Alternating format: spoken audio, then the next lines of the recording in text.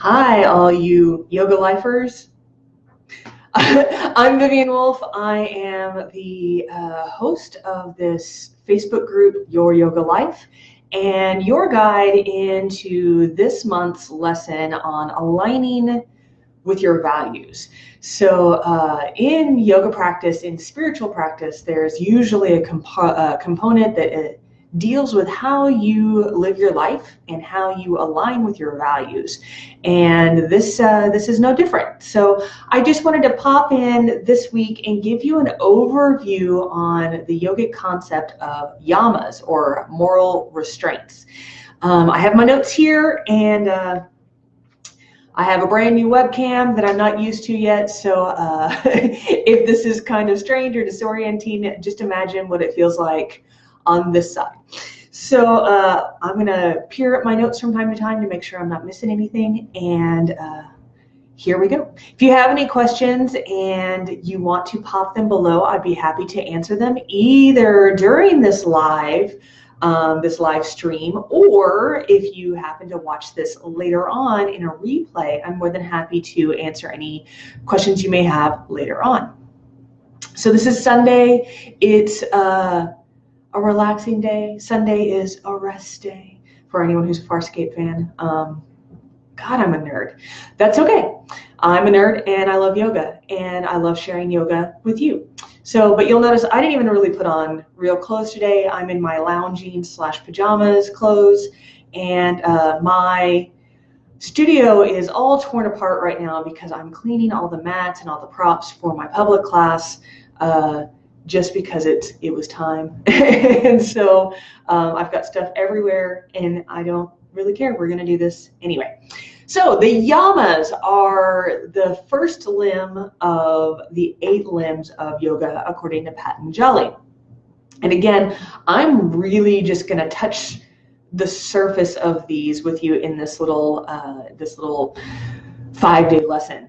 Today, I'm just going to go over what they are, what the names of them are, what they are, and what to expect this week. So, without further ado, the moral restraints are ahimsa, which is nonviolence; satya, which is truthfulness; asteya, which is non-stealing; brahmacharya, which is non-excess or moderation; and then aparigraha, which is non-wanting, which is one of my favorites, but we'll get into all of that.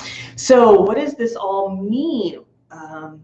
The reason why I am doing this lesson is because as we dig into our spiritual journey, we become much more aware not only of how we interact with ourselves, but how we interact with others, how we interact with the universe, what our place is in the universe.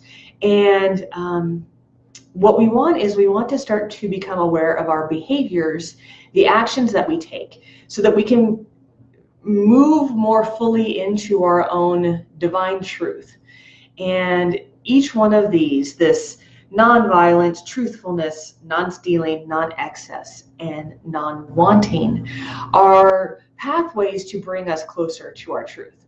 And the only reason why we come up with this, most of us were raised with some kind of value system, either from a religious viewpoint or just from a moral viewpoint. Most of us have a moral system already, but we're not necessarily acutely aware of whether or not we are living within that value system. So these, whenever we start to dig into the yamas, we dig into whether or not we are living truthfully in our values.